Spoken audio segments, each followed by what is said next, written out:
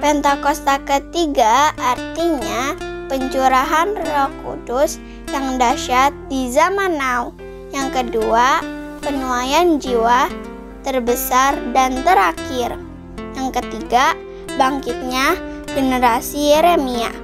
Anak-anak muda yang dipenuhi Roh Kudus, cinta mati-matian kepada Tuhan Yesus, tidak kompromi terhadap dosa, dan akan bergerak memenangkan jiwa.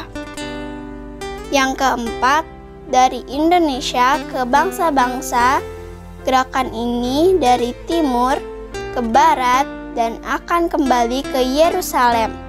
Yang kelima, kuasa untuk menyelesaikan amanat agung. Mazmur 91. Dalam lindungan Allah, orang yang duduk dalam lindungan yang Maha Tinggi dan bermalam dalam naungan yang Maha Kuasa akan berkata kepada Tuhan, tempat perlindunganku dan kubu pertahananku, Allahku yang kupercayai.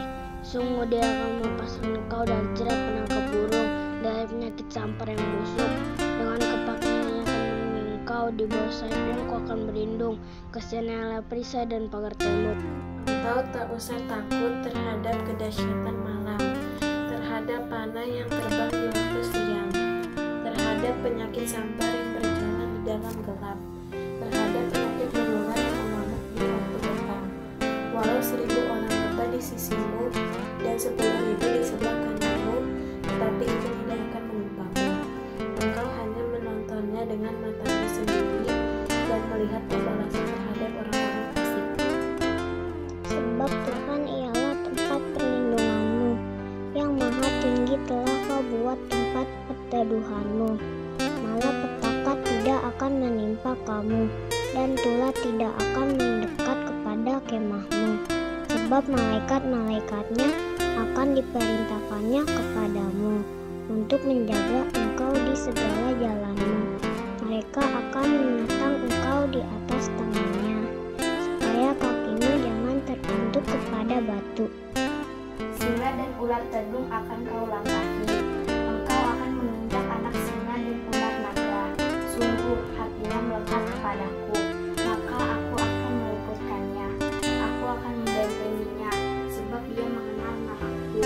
Bila ia berseru kepadaku, aku akan menjawab. Aku akan menyertai dia dalam kesesakan. Aku akan meluputkannya dan memuliakannya. Dengan panjang umur akan kukenyangkan dia, dan akan kuperlihatkan kepadanya keselamatan daripadaku.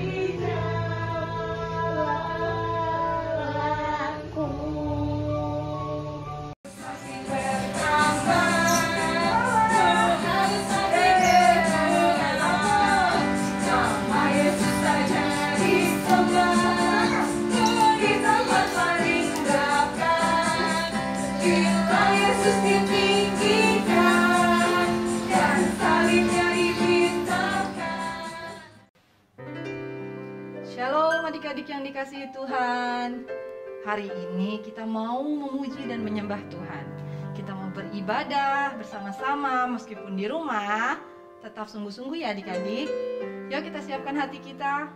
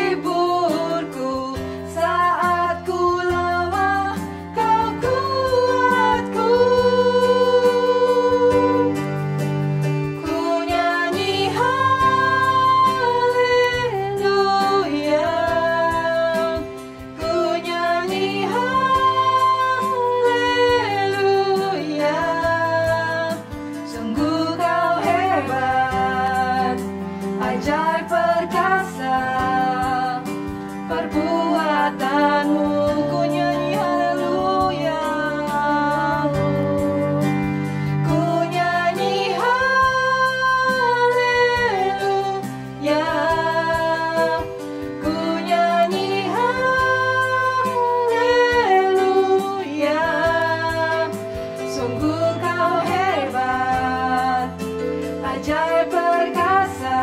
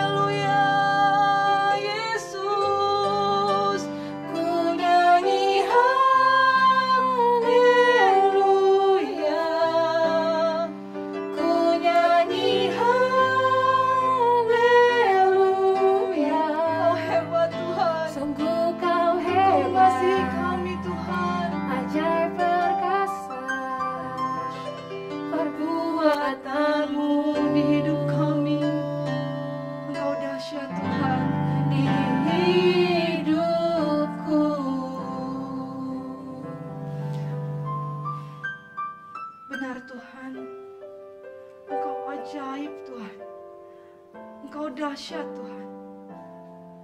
Kami mengucap syukur mempunyai Allah seperti Engkau. Engkau hebat Tuhan. Kami mengucap syukur kalau Engkau mengasihi setiap kami. Sehingga sampai saat ini Tuhan berikan kami kesehatan. Apapun yang terjadi dalam kehidupan kami, Engkau sumber pertolongan kami ya Tuhan. Kami hanya ingin menyembah-Mu. Kami hanya ingin memuji-Mu ya Tuhan. Dan biarlah semuanya hanya untuk kemuliaan nama-Mu. Bekerjalah atas kami saat ini Roh Kudus, dimanapun kami berada. Di dalam nama Tuhan Yesus kami berdoa dan mengucap syukur. Haleluya. Amin. Oke adik-adik. Sekarang kita mau memuji Tuhan. Memuji Tuhan Katia. Oke. Jadi adik-adik bangkit berdiri. Bangkit berdiri adik-adik yang di rumah. Ya, kita mau menari buat Tuhan. Yes, benar. Ya. Oke. Ayo adik-adik. Ya. Semua pasti sukacita di rumah ya Kak Dia ya. Sukacita dong Kak Citra. Ya. Karena ini harinya Tuhan bukan sih Kak? Harinya Tuhan. Hari ini harinya Tuhan, mari kita bersukaria. Hari ini harinya Tuhan, mari kita bersukaria, bersuka di dalam Tuhan, bersuka di dalam Tuhan. Rayakan kehadiran Tuhan sebab Dia yang layak dipuji. Rayakan kehadiran Tuhan sebab Dia yang layak dilompat ya. Bersuka di dalam Tuhan. Ayo lebih semangat. Bersuka di dalam Tuhan. Nyanyi dari awal lagi ya. Hari ini harinya Tuhan, mari kita bersukaria. Hari ini harinya Tuhan, mari kita bersukaria, bersuka di dalam Tuhan, bersuka di dalam Tuhan. Rayakan kehadiran Tuhan sebab Dia yang layak dipuji. Rayakan kehadiran Tuhan sebab Dia yang layak dipuji. Bersuka yang semangat adik-adik di dalam Tuhan, bersuka di dalam Tuhan. Masih sekali lagi bersuka.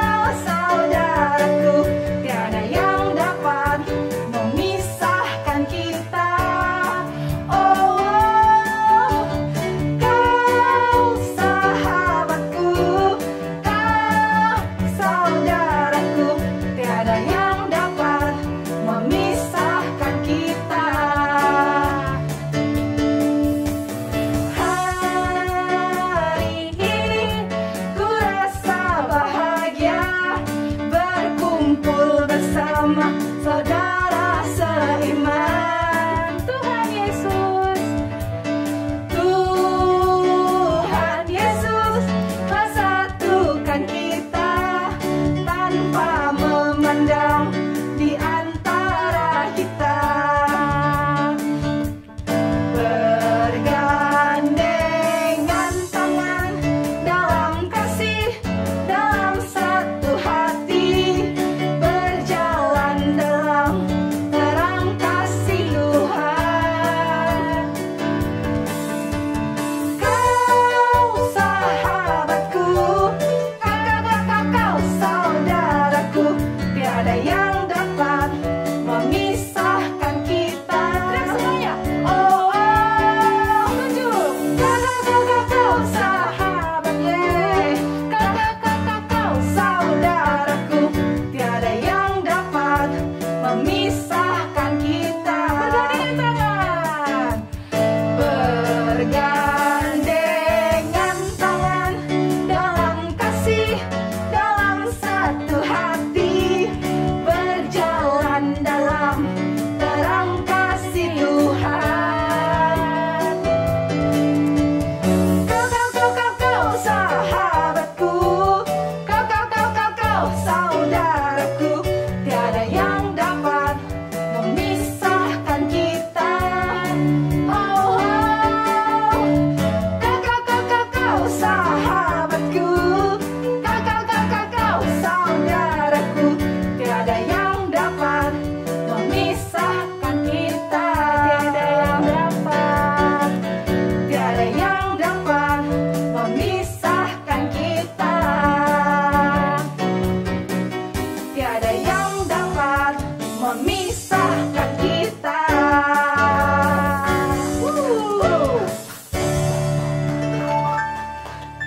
Oke adik-adik, sekarang Katia undang untuk duduk kembali. Mari adik-adik, sekarang kita akan berdoa syafaat yang akan dibawakan oleh teman kita. Kita tutup mata, lipat tangannya. Mari kita berdoa. Dan Yesus, kami bersyukur untuk hari ini Tuhan. Kami ingin berdoa untuk gereja ini.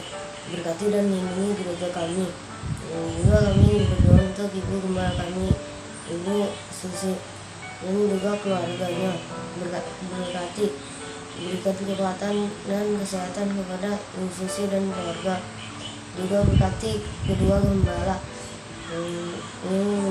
Berkati untuk mendukung pelayanan Ibu Susi dan juga para pengerja yang ada di gereja kami. Kami berdoa untuk kakak-kakak sekolah minggu supaya kami boleh sekolah sekolah minggu online, dan juga berkati kami anak-anak sekolah minggu supaya kami lebih taat dan takut akan Tuhan dan menjadi anak yang baik. Juga kami berdoa untuk negara kami Indonesia, berikan dari sakit penyakit. Berkati Bapak Presiden kami dan Wakil Presiden. Berkati supaya dapat menangani COVID-19 dan juga masalah di negara kami. Berkati sampai tingkat terendah supaya negara kami bisa menjadi lebih baik lagi. Dalam nama Tuhan Yesus kami berdoa. Haleluya, amin. Haleluya, amin. Kita siapkan hati kita adik-adik. Kita mau mendengarkan firman Tuhan. Kita mau menyembah Tuhan. Yuk duduk yang manis ya adik-adik. Ku datang ya Bapa dalam kerinduan, memandang keindahan-Mu. Ku berikan segalanya, semuanya yang ada. Ku ingin menyenangkan hati-Mu, oh Tuhan. Jadikan aku indah yang Kau pandangmu.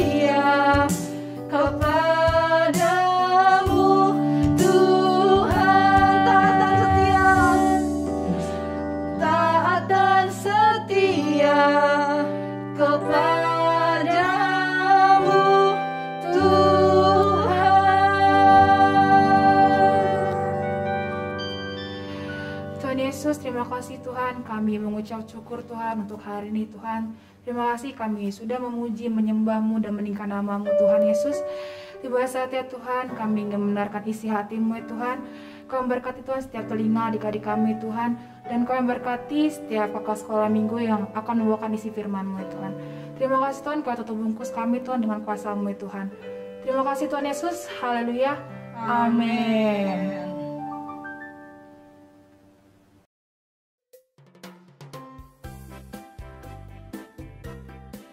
Shalom adik-adik, shalom semua.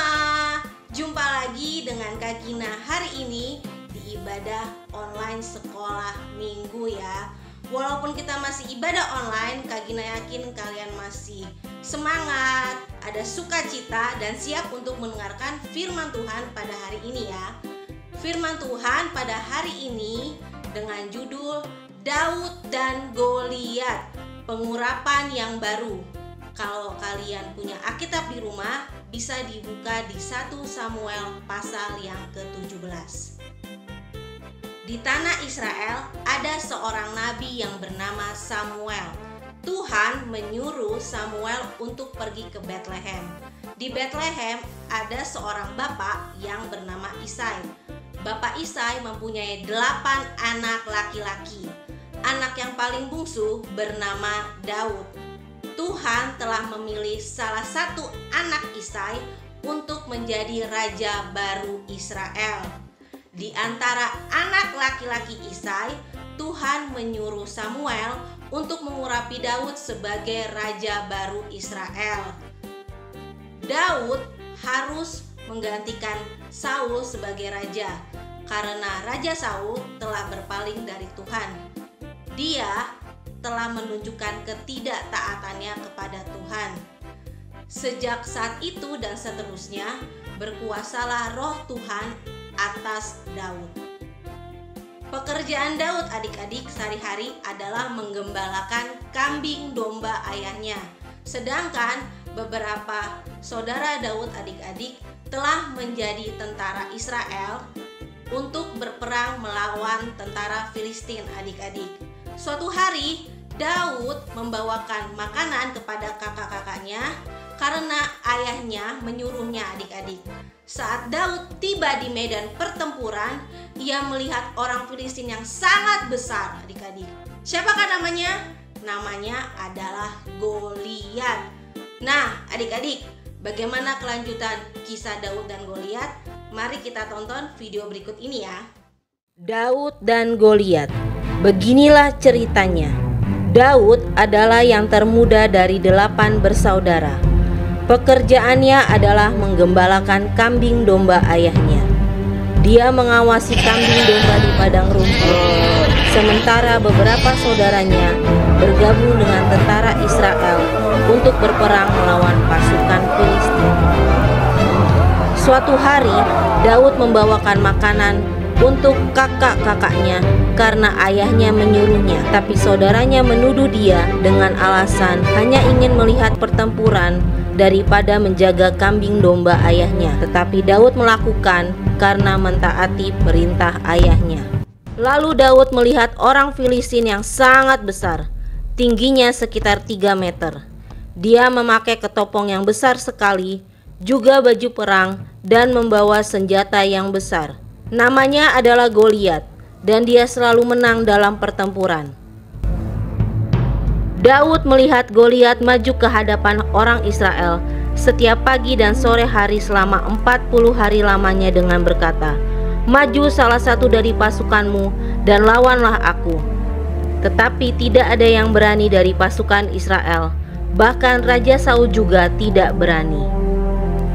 Daud sangat tidak suka Goliat mengancam pasukan Israel, dan lagi pula Israel adalah bangsa pilihan Tuhan.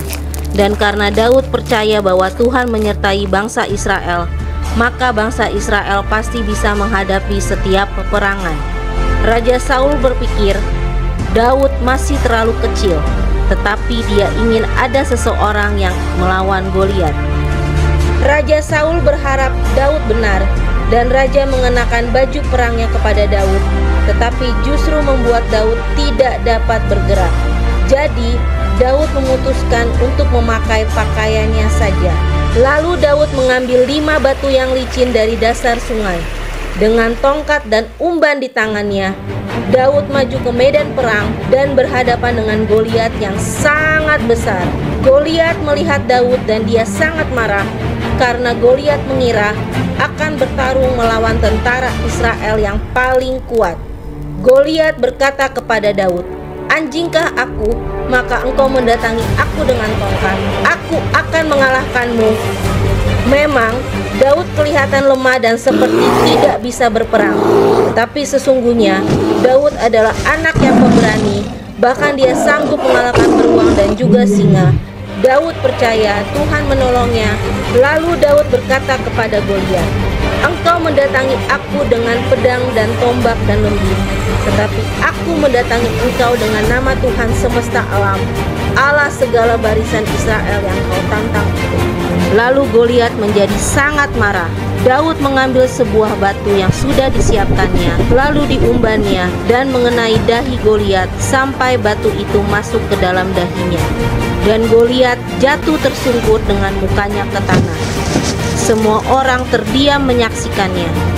Daud berlari menghampiri Goliat dan mengambil pedang Goliat. Lalu Daud memenggal kepala Goliat. Lalu tentara Filistin lari ketakutan dan tentara Israel mengejar orang-orang Filistin. Tentara Israel menang, mereka bersorak-sorak. Tuhan memakai Daud, anak muda yang biasa, untuk menyelamatkan bangsa Israel. Nah, adik-adik sudah melihat tayangan video yang tadi kan? Nah, siapa yang menang? Daud atau Goliat? Ayo jawab. Yang menang adalah? Betul, yang menang adalah Daud. Tuhan memakai Daud yang pekerjaannya sehari-hari menggembalakan kambing domba ayahnya untuk menyelamatkan bangsa Israel, adik-adik. Daud kalau dibandingkan dengan Goliat, adik-adik ya, jauh sekali. Goliat itu tinggi besar, tingginya sekitar 3 meter adik-adik ya. Sedangkan Daud tingginya nggak sampai 3 meter adik-adik. Kalau secara tinggi Daud itu digolongkan kecil adik-adik ya. Dia juga masih muda dan Daud itu bukanlah bagian dari tentara Israel adik-adik ya. Tapi Daud itu mempunyai keberanian adik-adik. Kenapa dia punya keberanian adik-adik? Karena roh Tuhan ada pada Daud adik-adik. Daud kan diurapi oleh Tuhan adik-adik melalui Nabi Samuel. Nah, sejak saat itu roh Tuhan berkuasa atas Daud. Jadi Daud memiliki keberanian adik-adik dan juga iman yang teguh, iman yang sungguh-sungguh percaya kepada Tuhan, mengandalkan Tuhan adik-adik. Dia gak takut sama Goliat, malah adik-adik dia menawarkan diri kepada Raja Saul untuk melawan Goliat. Dari semua orang Israel yang ada di medan pertempuran, hanya Daud seorang yang ingin melawan Goliat adik-adik. Raja Saul pun tidak berani adik-adik ya. Jadi adik-adik, kalau roh Tuhan ada pada kita adik-adik, kita mampu melakukan sesuatu adik-adik yang luar biasa adik-adik ya. Di sini Daud dia mampu melawan Goliat adik-adik. Kemampuannya itu berasal dari Tuhan adik-adik. Keberaniannya itu berasal dari Tuhan adik-adik. Dan dia juga beriman dan percaya kepada Tuhan bahwa Tuhan akan melindunginya dan memberikan dia kemenangan. Karena sewaktu dia menggembalakan kambing dombanya, Tuhan pun menolongnya adik-adik. Sehingga dia mampu melawan singa dan beruang adik-adik yang akan menerkam, membunuh adik-adik kambing dombanya adik-adik. Nah, kakak juga berharap adik-adik pun punya keberanian adik-adik ya, mempunyai iman yang teguh seperti Daud adik-adik, mengandalkan Tuhan adik-adik dalam segala sesuatu adik-adik. Mungkin Daud pada masa dahulu adik-adik ya, zaman dulu melawan Goliat, tapi kita zaman sekarang adik-adik melawan masalah-masalah yang menimpa kehidupan kita adik-adik. Kakak juga punya masalah, kakak punya pergumulan, adik-adik juga punya ya pastinya. Tapi kita yakin dan percaya kalau kita beriman kepada Tuhan adik-adik dan juga mengandalkan Tuhan dalam segala sesuatu, pasti Tuhan menolong dan memberikan kita jalan keluar, memberikan kita kemenangan atas setiap persoalan yang kita hadapi adik-adik. Dan jangan lupa adik-adik ya, kita juga harus berdoa, memuji, menyembah Tuhan dan membaca firman Tuhan sehari-hari adik-adik ya. Membaca firman Tuhan dalam kehidupan kita sehari-hari adik-adik. Jangan lupa ya adik-adik untuk setiap hari untuk melakukan doa, memuji Tuhan, menyembah Tuhan, dan membaca firman Tuhan setiap hari adik-adik ya. Jangan hanya pada hari Minggu saja adik-adik ya. Kalau bisa kalian di rumah mengadakan mesbah keluarga bersama papa, mama, kakak, atau adik kalian adik-adik. Nah, sebelum kakak akhiri firman Tuhan pada hari ini, yuk kita satu dalam doa. Tuhan Yesus, terima kasih untuk hari ini Bapa, untuk firman-Mu mengenai Daud dan Goliat. Biarlah adik-adik kami Bapa bisa melakukan apa yang Daud lakukan Bapa di dalam kehidupannya Tuhan. Tuhan Yesus, biar adik-adik kami Tuhan terus tumbuh imannya Bapa kepada Engkau, mengandalkan Tuhan dalam segala hal kehidupan mereka Bapa, dan juga mempunyai keberanian Bapa untuk melakukan sesuatu di kehidupan mereka masing-masing Tuhan Yesus. Biar roh Tuhan ada dalam setiap adik-adik kami Bapa. Jagai mereka Tuhan Yesus, perlindungan Tuhan sempurna bagi adik-adik kami dan juga orang tua mereka. Berkati pekerjaan orang tua mereka dimanapun orang tua mereka bekerja maupun berusaha Tuhan Yesus. Terima kasih Bapak untuk kasih setiamu, anugerahmu Tuhan, berkatmu bagi kami Tuhan, guru-guru sekolah minggu maupun adik-adik kami dan orang tua mereka Bapak. Terima kasih Bapak, pada hari ini kami mengucap syukur dan terima kasih. Haleluya, amin. Terima kasih adik-adik, Tuhan Yesus memberkati.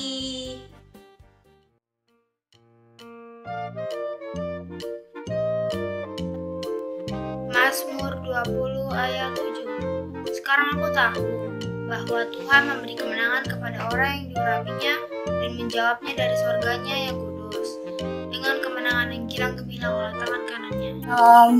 Mazmur 20 ayat 7. Oh, sekarang aku tahu bahwa Tuhan memberi kemenangan kepada orang yang diurapinya dan menjawabnya dari surganya yang kudus dengan kemenangan yang gilang gemilang oleh tangan kanannya. Terima kasih.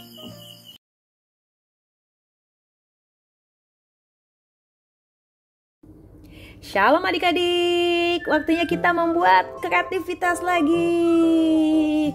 Hore, hari ini Kak Ursula akan ajak adik-adik untuk membuat pembatas Alkitab. Kenapa pembatas Alkitab lagi?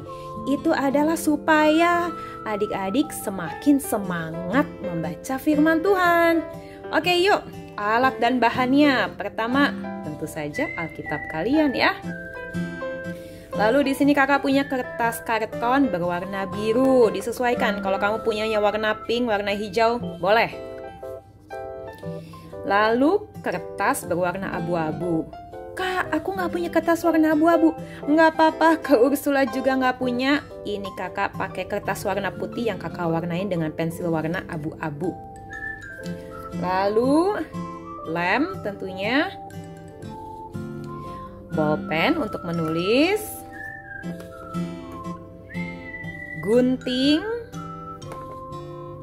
tali atau pita, dan kertas berwarna putih untuk menulis firman-Nya, firman Tuhan-Nya. Tapi di sini kakak Ursula punya label warna putih, jadi kakak akan pakai ini saja. Kalau kamu nggak punya, pakai kertas putih biasa aja nggak apa-apa. Oke? Yuk, mari kita siap mengerjakan. Pertama-tama, karena ini kan kita mau bikin pembatas Alkitab, maka kita harus sesuaikan ukurannya, jangan sampai kegedean daripada Alkitab kamu. Oke, Kak Ursula akan membuat kantong yang berisi batu, kantongnya Daud. Oke, kita gambar kantong ya. Nah, kalau sudah kita gunting.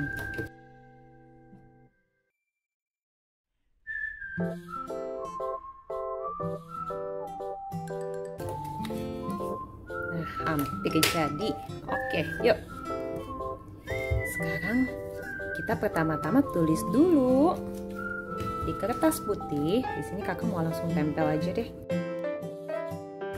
Kita akan tulis, Tuhan memberi kemenangan.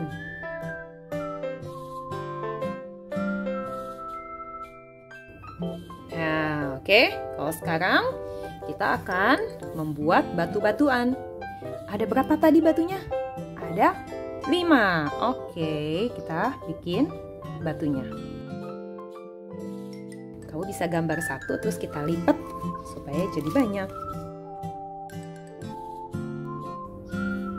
Lalu kita gunting.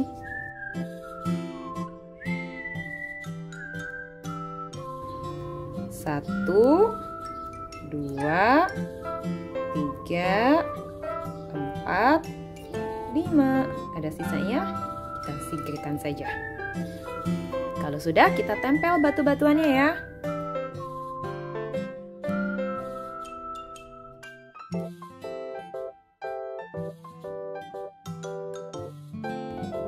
Sudah menempel, sekarang kita akan beri tali.